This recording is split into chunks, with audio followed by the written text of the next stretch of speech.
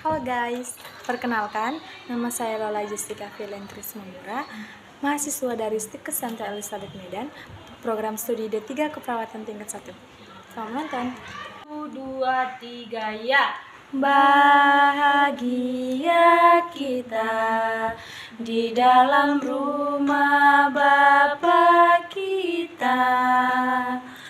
Mari kita bersama-sama menuju rumahnya. Teman-teman yang terkasih, sebelum kita memulai ibadat sabda kita pada hari ini, marilah kita terlebih dahulu menandai diri kita dengan tanda kemenangan Yesus Kristus. Dalam nama Bapa dan Putra dan Roh Kudus. Amin. Semoga rahmat Tuhan kita Yesus Kristus, cinta kasih Allah, dan persekutuan Roh Kudus selalu beserta kita, sekarang dan selama-lamanya. Saudara-saudari yang terkasih, sebelum kita memulai ibadat sabda, marilah kita merenungkan dosa-dosa kita, mohon ampun atas segala dosa kita, agar kita pantas dan layak untuk mengikuti ibadat pada hari ini. Saya mengaku kepada Allah yang Maha Kuasa dan kepada saudara-saudara sekalian, bahwa saya telah berdosa dengan pikiran dan perkataan, dengan perbuatan dan kelalaian. Saya berdosa, saya sungguh berdosa. Oleh sebab itu saya mohon kepada Santa Perawan Maria, kepada para malaikat dan orang kudus, dan kepada saudara sekalian, supaya mendoakan saya kepada Allah Tuhan kita. Semoga Tuhan senantiasa mengampuni dosa-dosa kita dan menghantar kita ke hidup yang kekal. Amin. Marilah kita berdoa. Bapa yang penuh kasih, puji syukur kami panjatkan kehadirat-Mu, berkat rahmat yang boleh kami terima sampai pada saat ini. Bukakan pintu hati kami, agar kami lebih dapat mampu mendekatkan diri dan memuji-Mu sepanjang waktu. Dengan perantaraan Kristus Tuhan dan Juru Selamat kami. Amin. Marilah kita dengarkan sabda Tuhan. Inilah Injil Yesus Kristus menurut karangan Lukas. Dimuliakanlah Tuhan.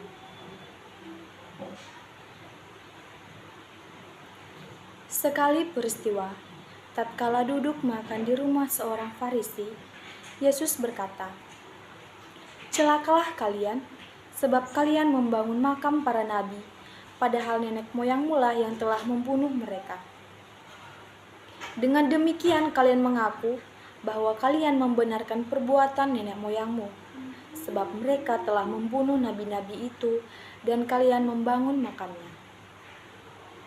Sebab itu hikmat Allah berkata, Aku akan mengutus kepada mereka nabi-nabi dan rasul. Tetapi separuh dari antara para nabi dan para rasul itu akan mereka bunuh dan mereka aniaya. Maka dari angkatan ini akan dituntut semua nabi yang telah tertumpah sejak dunia dijadikan, mulai dari darah Habel sampai kepada darah Zakaria yang telah dibunuh di antara mesbah dan rumah Allah. Bahkan aku berkata kepadamu, semuanya itu akan dituntut dari angkatan ini. Celakalah kalian, hai ahli-ahli Taurat, sebab kalian telah mengambil kunci pengetahuan. Kalian sendiri tidak masuk ke dalamnya, tetapi orang-orang yang berusaha untuk masuk kalian halang-halangi." Dan setelah Yesus berangkat dari tempat itu, para ahli Taurat dan orang Farisi terus-menerus mengintai dan membanjirinya dengan rupa-rupa soal. Dengan itu mereka berusaha memancingnya, supaya mereka dapat menangkapnya berdasarkan sesuatu yang diucapkannya. Demikianlah sabda Tuhan. Terpujilah Kristus. Siap. Saudara-saudari yang terkasih, tema renungan yang saya ambil pada hari ini yaitu buah jatuh tidak jauh dari pohonnya. Kita mengenal pepatah, buah jatuh tidak jauh dari pohonnya, yang berarti sifat seorang anak tidak akan jauh berbeda dari orang tuanya.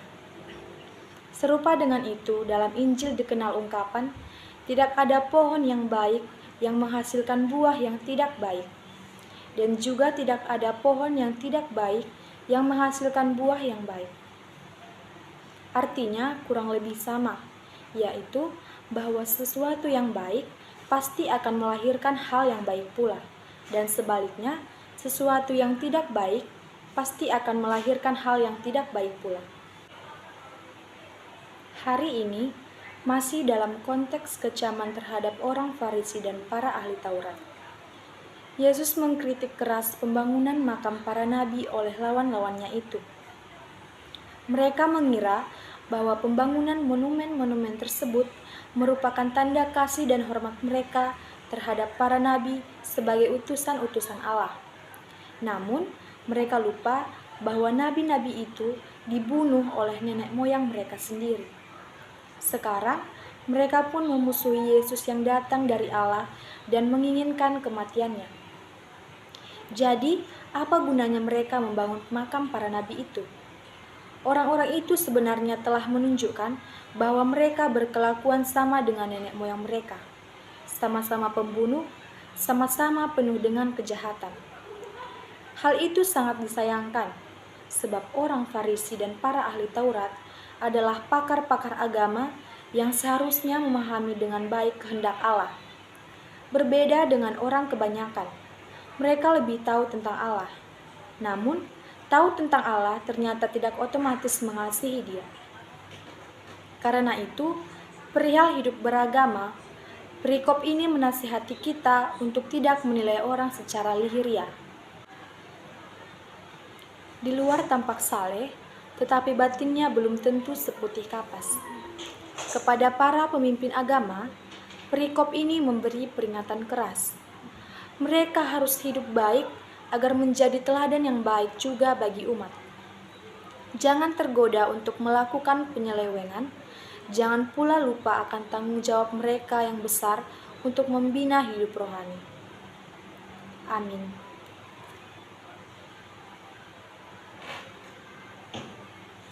Kita diteguhkan oleh sabda Tuhan dan didorong oleh renungan tadi. Marilah kita memperbaharui iman dan kepercayaan kita dengan mendoakan syahadat para rasul. Aku percaya akan Allah Bapa yang Maha Kuasa, pencipta langit dan bumi, dan akan Yesus Kristus Putranya yang tunggal Tuhan kita, yang dikandung dari Roh Kudus, dilahirkan oleh perawan Maria, yang menderita sengsara dalam pemerintahan Pontius Pilatus, disalibkan, wafat dan dimakamkan, yang turun ke tempat penantian pada hari 3, bangkit dari antara orang mati, yang naik ke surga, duduk di sebelah kanan Allah Bapa yang Maha Kuasa. Dari situ Ia akan datang mengadili orang hidup dan mati. Aku percaya akan Roh Kudus, Gereja Katolik yang kudus, persekutuan para kudus, pengampunan dosa, kebangkitan badan, dan kehidupan yang kekal. Amin. Marilah kita sampaikan doa-doa permohonan kita ke hadirat Allah yang Maha Kuasa. Bagi bangsa dan negara, semoga bangsa Indonesia dapat lebih maju serta mengayomi masyarakatnya dengan baik dan bijak. Kami mohon, kabulkanlah doa kami ya Tuhan. Bagi gereja, semoga Bapa limpahkan rahmat bagi semua gereja agar selalu dalam keadaan baik dan menyebarkan kabar baik tentang-Mu. Kami mohon, kabulkanlah doa kami ya Tuhan. Bagi Bapak dan Ibu dosen, semoga Bapak perluas kiranya pandangan para dosen agar tidak berpaku pada adat kebiasaan pada masa muda mereka, melainkan terbuka untuk mendengarkan cita-cita kaum muda. Kami mohon, kabulkanlah doa kami ya Tuhan. Bagi kepentingan pribadi, semoga Bapa mendampingi kita dalam memberi kesaksian tentang ajaran putranya kepada masyarakat di sekitar. Kami mohon, kabulkanlah doa kami ya Tuhan. Marilah kita satukan doa-doa kita dengan doa yang diajarkan Yesus kepada kita.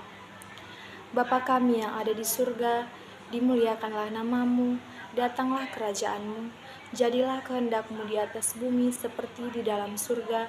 Berilah kami rezeki pada hari ini, dan ampunilah kesalahan kami, seperti kami pun mengampuni yang bersalah kepada kami. Dan janganlah masukkan kami ke dalam percobaan, tetapi bebaskanlah kami dari yang jahat. Amin. Marilah berdoa. Ya Bapa, berkat sabda ilahi yang Kau sampaikan dalam ibadat ini, kami dapat memperbarui pendekatan dengan Kristus Yesus. Semoga persatuan ini semakin kami hayati dalam keseharian kami. Demi Kristus Tuhan dan pengantara kami, kini dan sepanjang segala masa. Amin. Tuhan beserta kita, sekarang dan selama-lamanya. Semoga kita sekalian diberkati dan dicurahkan rahmat dalam segala kegiatan yang akan kita lakukan di hari mendatang. Amin. Semoga kita sekalian diberkati oleh Allah yang Maha Kuasa, dalam nama Bapa dan Putra dan Roh Kudus. Amin. Dengan ini ibadat sabda sudah selesai. Syukur kepada Allah.